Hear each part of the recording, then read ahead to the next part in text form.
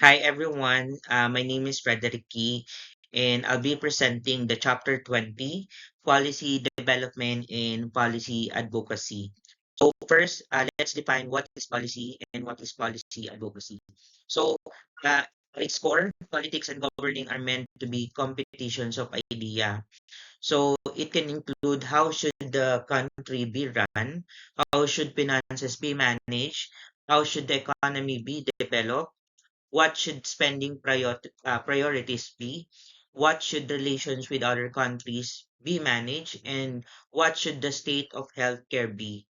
So, in order for ideas to come into light, must be translated into policy. So, policies are clear plans about how a social, political, or economic vision will be achieved and how ideas will be implemented as actions. So, policies are defined plans that outline how a particular social, political, or economic visions will be achieved. So, they serve as structured guidelines that help transform ideas into concrete actions rather than being vague or abstract. Policies are created to provide directions and clarity on how goals will be reached. For example, if a government envisions reducing poverty or boosting economic growth, it will be develop specific policies such as grab creations, program, or tax incentives for small businesses to bring those ideas to life. In this way, policies play crucial role in turning visions into reality by outlining clear steps, assessing responsibilities, and setting measurable outcomes. So while policy advocacy is a solution based. Instead of solving a problem for one person at a time or simply raising awareness about a problem, in policy advocacy, we analyze the causes of the problem and develop policy-based solutions to address this in a manner that creates sustainable and enduring change. Formal policy mechanisms such as law or government regulations are key part of advocacy as this type of work often seek to alter the way that official institutions address or spend money on the issue. So just a quick fact, advocacy and the word advocate come from the ancient Roman law. So the term was used to describe those who were called the aid of someone or who took the role of champion on behalf of others, such as lawyer or barristers in the legal term. So the term has also been used to describe protectors or champions. So policy advocacy refers to organized initiative that seeks to change official policy legislations or manner in these regulations are applied. So advocacy efforts typically try to establish new policies, improve existing policies, or challenge the development of policies that create difficulty or injustice for a specific group in society, particularly more vulnerable or disadvantaged group. So to be engaged in the policy advocacy, organizations and individuals need to know not only how to identify problems, but how to isolate causes, analyze evidence, work with research, develop sound variable policy options, and understand how to cause this. So because it's involved altering legislative mechanism, policy advocacy often seek influence policy at the decision-making level such as public official, civil servants, elected officials, and legislators. But to be truly effective, policy advocacy must also involve citizen participations so that the local communities have the opportunity to actively participate in making policy change. So to summarize the policy advocacy, it's aimed to change official policies, legislations, or regulations. It endeavors to implement long-term sustainable solutions to problems, incorporate best practice on using evidence, research, and policy, developing policy. And then lastly, it's involved both in lobbying, decision makers, and mobilize citizens object. So, why policy advocacy is important? So policy advocacy is important because it can address issues for the long term. It can also solve problems for larger population at once. It can shift resources to where they are most needed. It invites citizen involvement in problem solving. And lastly, it can create enduring change. Next, the Wigan dimensions piece. So, a society that is undergoing a major social, political, or economic transition is like a four-wheeled wagon. So, in order for stability to be achieved, progress has to be made in four key areas, which is political consensus, the economic development, agreed law and order, and then the social progress. So, the Wagon Dimensions of Peace is the work of Brendan McAllister, which is a senior associate of Mediator, the European Forum for International Mediations and Dialogue, and the Senior Mediation Advisor with United Nations Department of Political Affairs. It has been used this manual with these permissions. So to understand the four dimensions of the wagon, so let's discuss each other. So the political consensus. So political consensus effort must be achieved some form of agreement how the society will be governed and what the standard and qualifications of governments will be. For example, do all parties aspiring to govern have to commit the solely peaceful and democratic means, or do all groups competing in elections have been registered politically parties, or it can anyone stand for office no matter his or her background and possible role in conflict? And lastly, how will decision be made and implemented, and who will do this? Next, agreed law and order. So, law and order emerge when rules of behavior within the society are agreed. So when these are rules are largely enforced and respected, and when the bodies responsible for enforcing the rules are respected. Next, the economic development.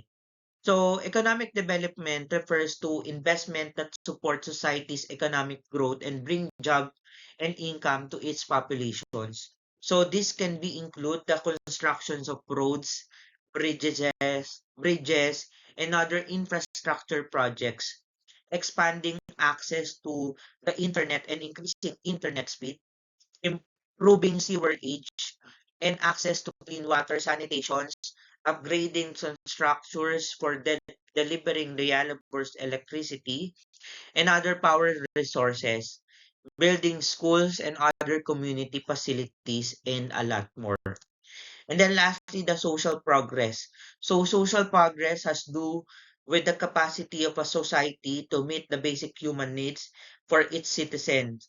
So it can be include healthcare, housing, educations, play and leisure facilities, the expressions of cultural traditions, healthy community life, opportunities for young people, equality for opportunities, for all citizens, including women and other traditional disadvantaged group, etc. So policy is what put in air the tires of the wagon. So policy is the fuel that gives the wagon momentum to move forward.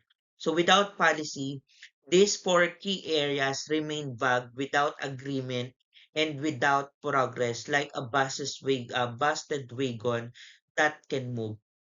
Next, the capacities for effective policy advocacy. So many political and civil society organizations develop along ladder that looks like one slide, starting from the bottom and progressing from the top, which is the delivering service up to tracking and evaluating result. So at the bottom of the ladder are the service delivery, raising awareness, and the building capacity. These are areas in which many CSOs CSOs focus in their core functions. So they focus on local communities playing a key role in delivering different types of services, building awareness around certain issues, and building capacity in the communities they serve. So this is what they start doing when they are established, and they are quickly get very good at this. So it's not just CSO that do this. Quite a few political organizations dabble in these activities as well. So some political parties began as on as organizations try to perform the same task. So even those parties with strictly political origins often have a wing division focused on service-based activities. However, in order for the society to progress and for the wheels at the wagon stability to get some air. So CSO and political organization have to develop the internal capacity to move up the ladder. So this means critically cultivating the activity develop, communicate, implement, and track policy as legislations or regulations. So these advantage skills and require organizations to develop a number of professional capacities, including conducting research and analysis, knowing how to work with evidence, being able to engage and mobilize both decision makers and grassroots audiences, and understand how create change through policy interventions. Next, how policy works. So, where can change happen? So, the purpose of policy advocacy is to create change. Policy generally endeavors to create change in three main areas, which is the behavioral change, institutional change, and lastly, the state of life change. So, behavioral change involves change in the behavior, relationship, activities, or actions of the people, groups, or organizations targeted by policy. Example includes change in attitude towards domestic violence, reduced willingness to pay bribes to public officials, lower tolerance of human rights abuses by security forces, greater value placed on the participation of youth in society, reduction in smoking or other unhealthy behaviors. So for the institutional change, it involves shift in the functions or behavior of official body or organizations. New bodies can be created or existing bodies can be modified or given new powers or resources.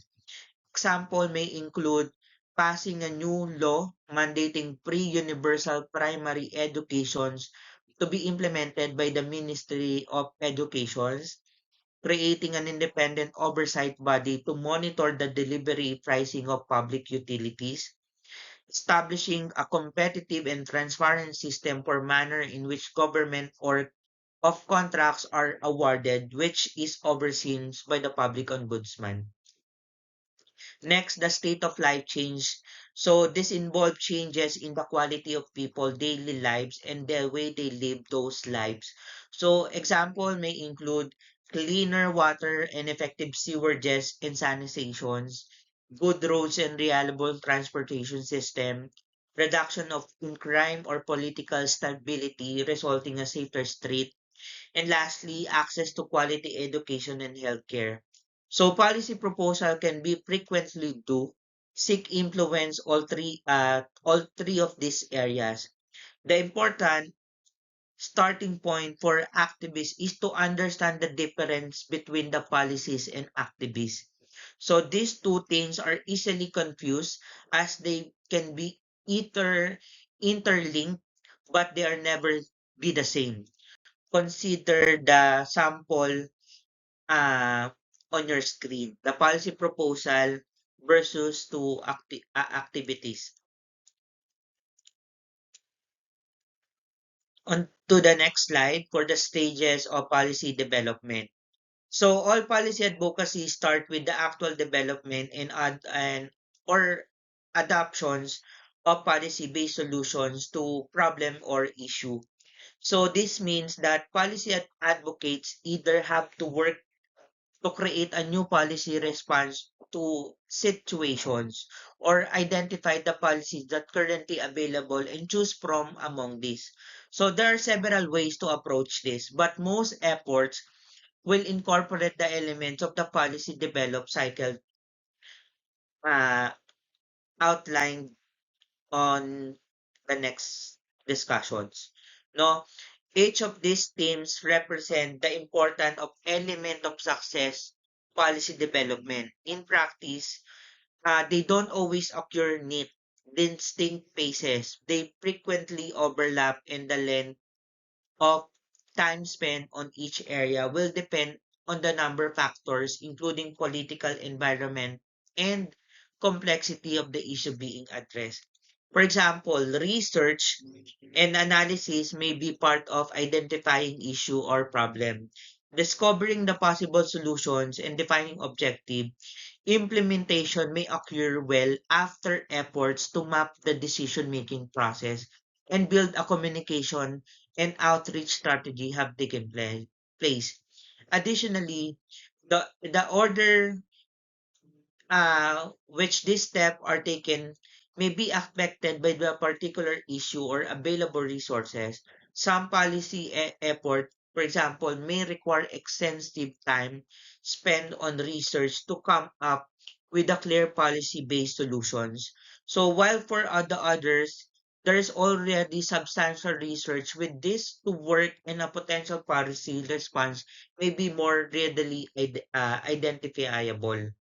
So the key is to find the balance within the problem and relationship.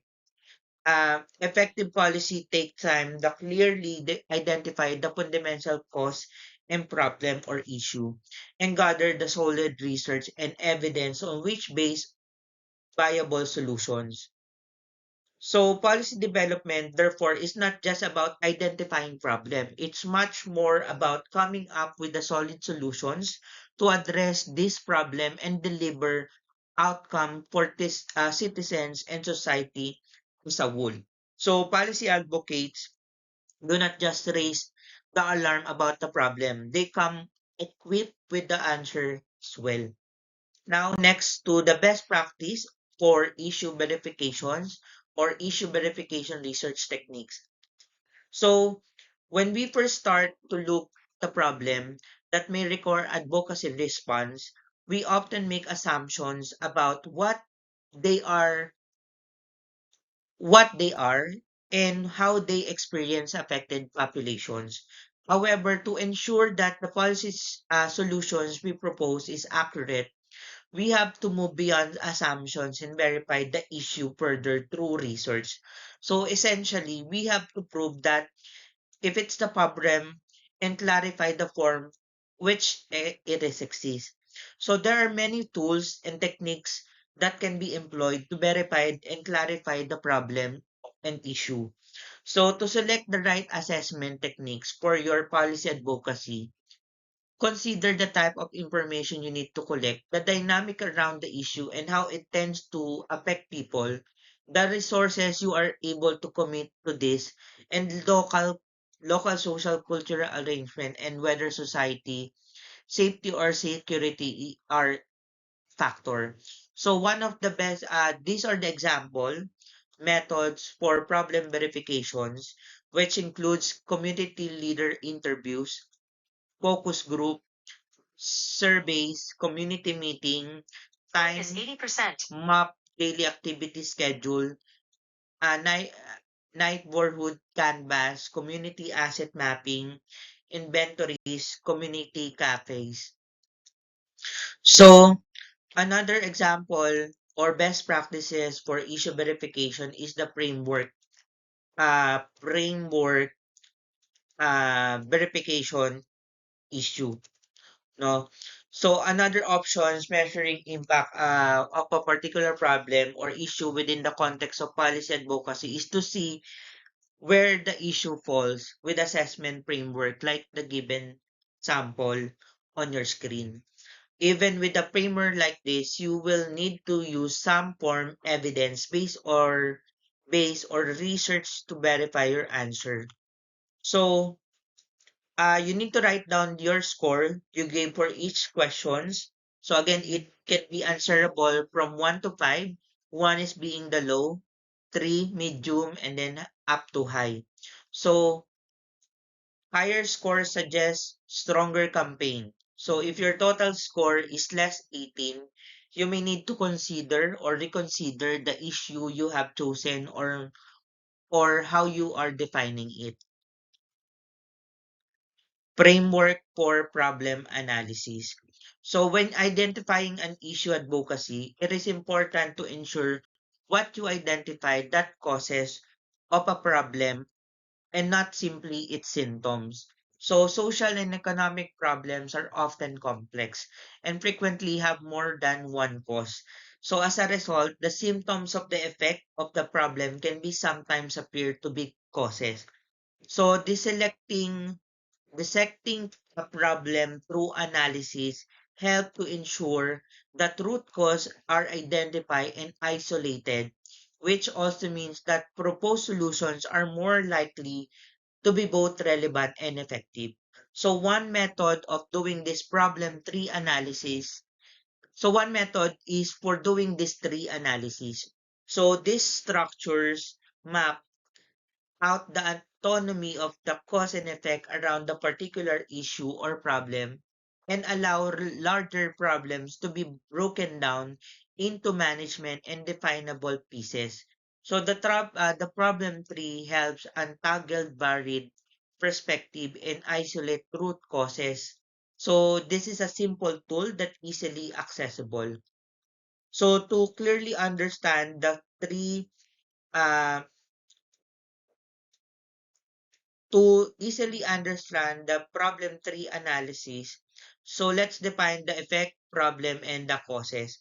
So in the problem tree analysis model, the problem or issue be addressed in the trunk of the part tree. The effect, result, or symptoms of the problem are branches as leaves. So the part is that most visible.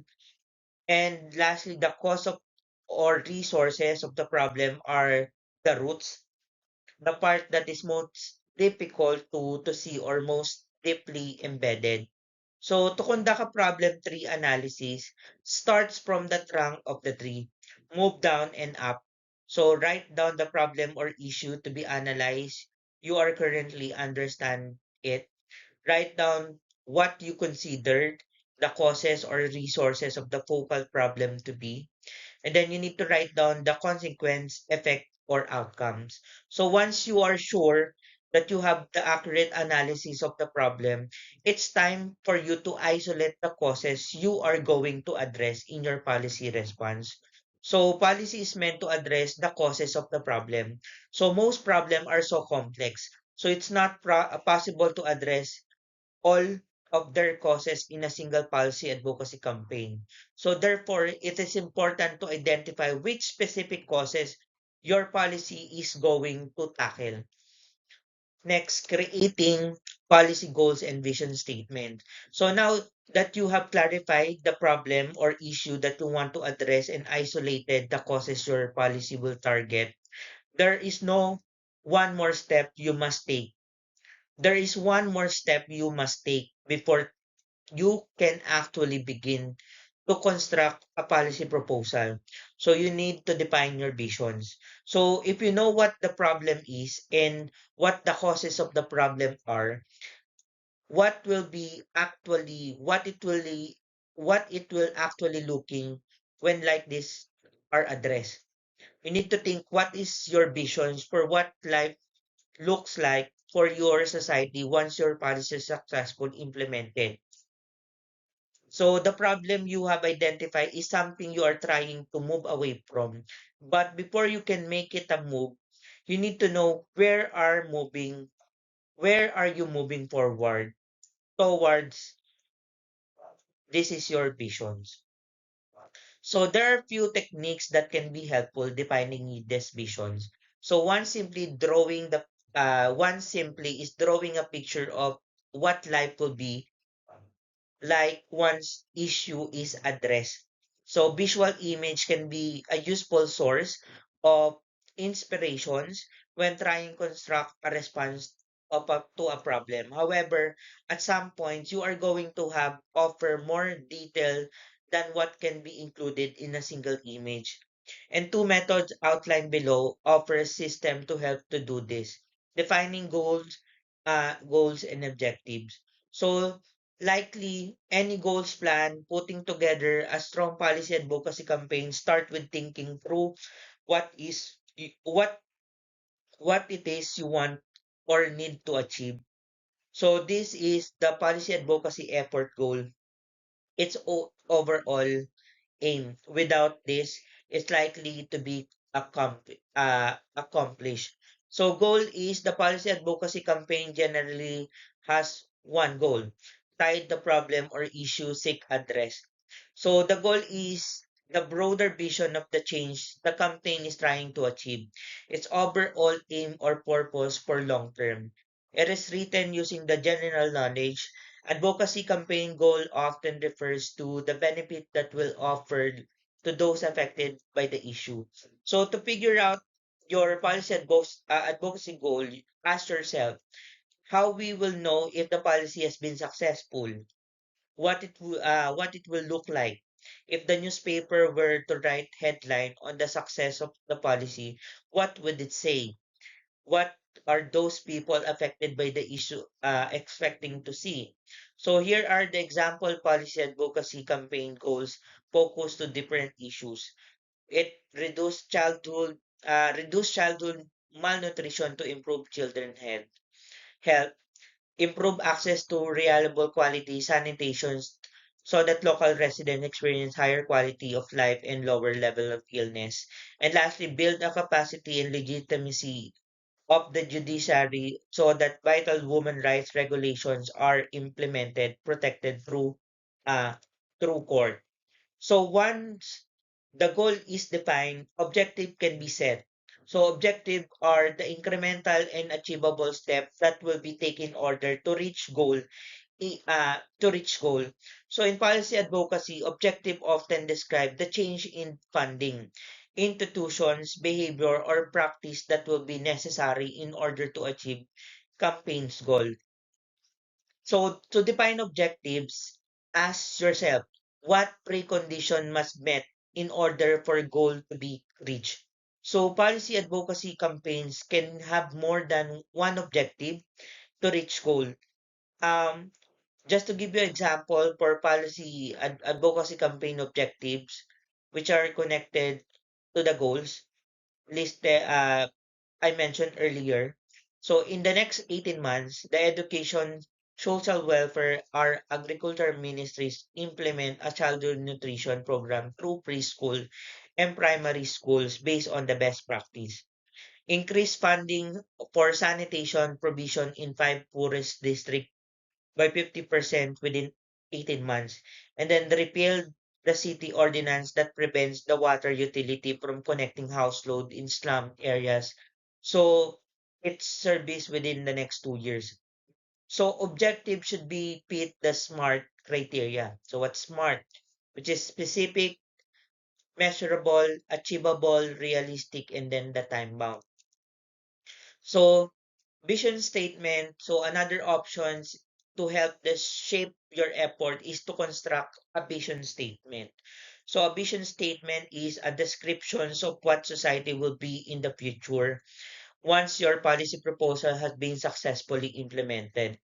There are numbers of scenario that can help create vision statement. These are all involved using your creative abilities to imagine what is possible. So one example, it can be imagine that you are in an award ceremony 10 years from today. So it's a large event in which prestigious award is being given to the organizations or individual responsible for the policy initiative which has the greatest positive impact in the last decade. So you are the recipient of the award. The MC comes up the microphone to introduce you. So what does he say about your policy and what it did? So how does he or she describe the impact and its outcome? Next, the best practices. for developing policy proposal. So developing policy proposal in advocacy, it's often easier to identify a problem that it's identify solutions. So this is the challenge for activists trying to have impact on the society. So to come up with a policy proposal that are sound, viable, and that will be positive impact affected communities. Developing effective policy proposal may require three key elements. So developing and using sound evidence base comes from a solid issue identifications, problem analysis, and outcome based research. Next, out understanding and managing the political context, including how and where decisions are made. And then lastly, being able to communicate complex issue in a manner that is clear, compelling, and which inspire action sections. So, at this diagram, at this, on the previous diagram, uh, that slide indicate it can be a small window or wedge into which successful policy proposal actually fit. So policy is not implemented in a vacuum, but in the complex society environment for many dynamic at play. So the best way transforming all the work that has been done in the analyzing and researching the issue, actual policy proposal, it will take four steps, which is the clear defining outcomes or outcomes you need to want to achieve, defining all possible policy-based routes and reaching achieving these outcomes, check the viability of proposed solutions, including their cost, and then lastly, check clarity proposed solutions. So that's end my presentation. Thank you so much.